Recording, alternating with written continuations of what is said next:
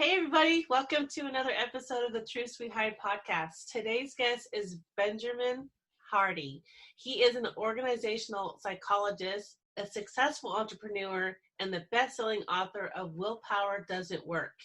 His blog has been read by millions of people monthly and has been featured on Forbes, Fortune, CNBC, Cheddar, Big Think, and just many other places that you need to check him out at.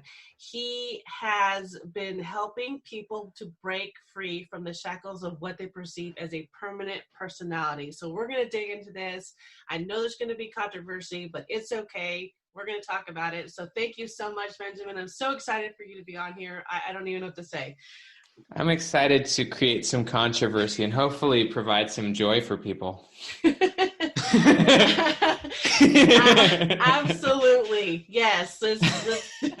Let's school some people on different ways of thinking and just living life. So let's talk about, how did you get into organizational psychology? I think that's amazing. I have a bachelor's degree in psychology, but it's nowhere near that. So talk to us about that really quick. Yeah. Well, there's a few kind of key steps that I guess led me in that direction. One was growing up in a crazy situation. My parents got divorced when I was 11. Father became an extreme drug addict all through my junior high and high school years and just basically had zero stability. Barely graduated high school, would never have considered myself like a writer or even someone who would go get a PhD. Like that was the last thing on my mind. I barely graduated high school. So I was pretty much doing nothing with my life for about a year after high school, and I was super unhappy. You've read Man's Search for Meaning, right? Have you read that one? No. You got to read that one. No, that's okay. All right. You've heard of it though, right? Yes, Man's Search for Meaning. They required it in my school, like in psychology, but not every school is the same. Anyways, Viktor Frankl like survived the Holocaust. He was a psychologist. He was in the German Nazi like concentration camps and stuff like that, and he was a Jew. And he wrote about his experience in Man's Search for Meaning. It's like one of the most famous. It's so good. You got to read it. It's really relevant right now too with COVID-19. But anyways, one of the things that he talks about in that book is that when a person loses a sense of purpose for their future, their present loses meaning. And therefore the suffering of the present becomes unbearable. So like in the concentration camps, what that meant is that people would die because they were being starved. But people could survive for a lot longer if they had a future to live towards, like a purpose that gave their present meaning and even allowed their suffering to be transformed into growth and learning. So like he talks a lot about that in the book, very raw. Wow. But anyways, the only reason I bring that up is because let's just say me at like age 19-ish, like didn't have much future. And actually one of the things that shapes personality is trauma. Like when you're, when you're defined by negative experiences, that can really, kind of kill your sense for a future and make life meaningless. But that's kind of where I was at when I was 19. I ultimately ended up going and serving a church mission because I just wanted a fresh start. Was gone for, quite a while. And that's really where I got interested in psychology. That's where I got interested in like leadership. That's where I got interested in writing. I filled stacks of journals. And so when I came home from that experience, I was just blown away by how much my life could change. And so I went and studied psychology and studied organizational because I was more interested in I didn't want to go become a therapist. I wanted to study like business, organizations, motivation, leadership, teams. And so I thought it had I'm not actually a typical organizational psychologist. Like I'm not working for a big corporation, but I love the ideas and the principles and they really shape my thinking. Mm-hmm. That's amazing. Oh my gosh. And for you to grow up in that environment, but then find purpose in your life later on. That's really hard for a lot of kids these days, especially now. I mean, I have a 17-year-old, 19-year-old, and one's in college, one doesn't want to go to college. So it's, he's trying to find his purpose and it's hard for these kids. So what advice on that really quick would you give to these kids who just they don't know the meaning of their life right now? They don't know what purpose they have. Yeah. I mean, one of the big things I talk about in the book is that purpose is not really discovered. It's chosen, so there's a lot of research on what's called there's really two things to think about. One is your future self, a lot of big research on future self as a concept, and that you need to decide that. You have to, and obviously, like as a 17-year-old kid, you don't exactly know who you want to be in the future. Mm-hmm. But I think your 17-year-old son probably has some ideas about the type of person he would like to be like, and maybe even like the style of life he would have. Maybe not the specifics. Like even you and I don't know exactly the specifics of our even future. But I think he's got some broad perspectives, and I think if he defined that out for himself, it allows you to then make better decisions in the present. Because you're making them in reference to a future. Like if you don't have a clear future self, you can't actually make intentional decisions in the present. Right. So it's a really good exercise to actually take the time, like to literally write about and conceptualize a future self. There's a lot on that, but also with your former self, it's important to reframe various experiences that have maybe been limiting to you. I mean, maybe your 17-year-old son, who knows what experiences have shaped him. Because trauma is a meaning. There's actually a really good quote. You would like this one, but this is from a trauma expert named Peter Levine. And this is from his book, Waking the Tiger. Really good book, Waking the Tiger, Healing Trauma. But this is his quote. He said, "Trauma isn't what happens to you. It's what you hold inside in the absence of an empathetic witness."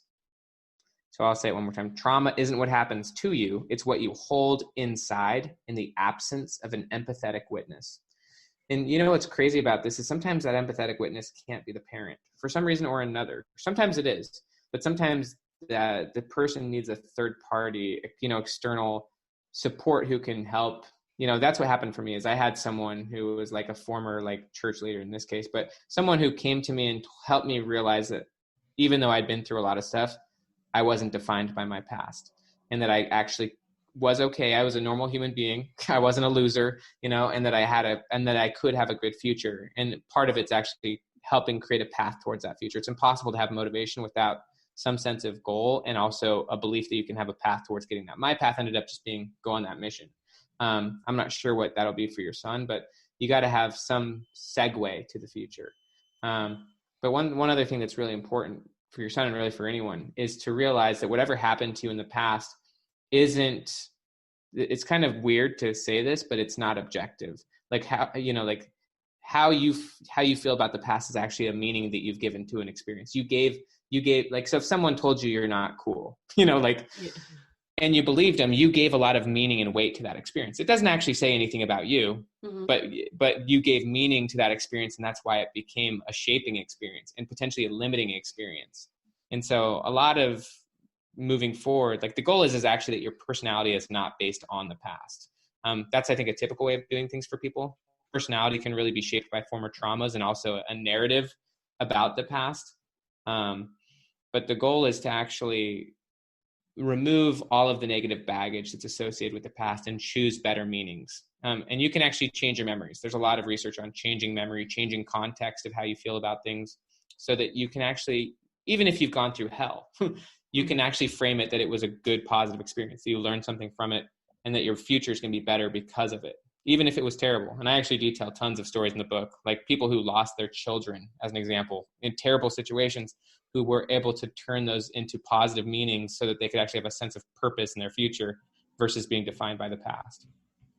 You are so right. You brought up so many good points. And as I'm listening, I'm thinking about all these little things. First, I appreciate that you brought up that, yes, sometimes it's not your parent that can help you believe in yourself. It's someone else. Like for my son, he had his wrestling coach has provided so much guidance and mentorship, almost telling him the same things that we've told him, but for some reason it doesn't hit. It's when someone else does it. He needs to hear it from someone that for some reason he really like trusts in a different way than his parents. Exactly. And I've had other people say the same thing. I had a guest on a couple months ago who said, out of everybody, his one teacher who took the time to sit there and tell him that he was much more than what he thought about himself, that he wasn't a loser, that he was bright and he had a future and all these things. So it really affected him, and it's carried with him throughout his whole life. And so I think it's amazing that we are blessed to have that one person come in, that one person that could change your whole future. There's a few stories in my book that I think would resonate with your son. Like beginning of chapter 2, and I know you've got the PDF, but the beginning of chapter 2, I tell a story of a guy named Andre Norman who grew up in the hood of Boston, and he ended up going to prison. And he was a total thug. He was in prison for 14 years and then ended up going to Harvard. Wow. Because he one of the things that's really important for anyone to understand is that your identity is actually shaped by your goals.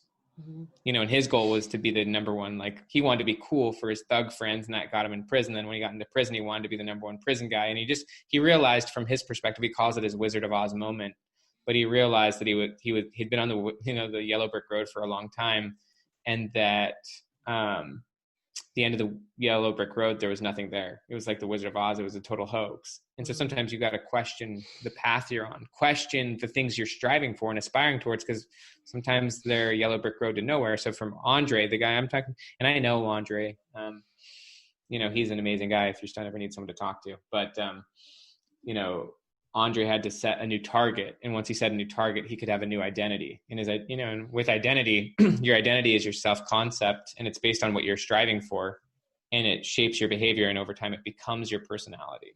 So your identity is actually way more important than your personality. Your identity is how you define yourself, but that shapes your behavior, which becomes your personality over time. Yeah, you're so right. When you were talking about trauma earlier, I'm sitting here thinking about how I let that affect my life so much, and how I chose to live with mental health, for example, instead of suffer from it. And it changed my whole perspective on it. Instead of me sitting here feeling sorry for myself and no one understands and all these little things, I've chosen to accept it. And it's not going to define me, but I'm going to choose to do something big and better with it and make it positive. That's so good. It was hard. I know it's hard for a lot of people. I know all these listeners are like, yeah, it's easier said than done, but of course it is. it is. And it takes a long time. It took me years, but I think once you change your mindset and you choose to create your future on what you want to do, it changes so many things. And, even though I get depressed, I'm still happy. It's kind of, it's well, that's actually what Frankl said in Man's Search for Meaning. Happiness is not the absence of pain. Happiness is having a sense of purpose and meaning in your life. And actually, one of the ways to resolve trauma is to give it a sense of meaning. Even if you're, you give it a different meaning, a better meaning, like, and so you can be going through crap. You can be going through terrible experiences, yet be happy. As for myself, as an example, like when I was doing my PhD, my wife and I became foster parents of 3 kids. Yes. And we ended up adopting those kids. But like, just admittedly, for the first year or so, it was not enjoyable for me. Like it was a transition. I had never been a parent before. I was going through school, was already busy, was starting my blogging, writing, like career, you could say, kind of working towards becoming a professional author. But also just the kids, like it was a mental transition and an emotional transition to learn to like be patient